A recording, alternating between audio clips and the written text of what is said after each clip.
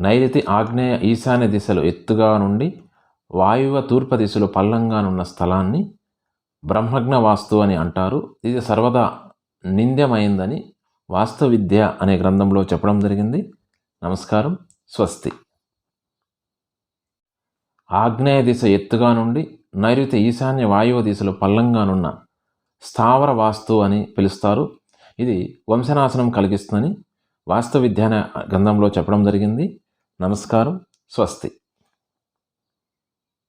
నైరుతి భాగం ఎత్తుగా నుండి ఆగ్నేయ వాయువ ఈశాన్య దిశలో పల్లంగానున్న స్థలాన్ని స్థండిల వాస్తు అని అంటారు. ఇది సర్వనాశనం కలిగిస్తుందని వాస్తు విద్య అనే గ్రంథంలో చెప్పడం జరిగింది. నమస్కారం. స్వస్తి.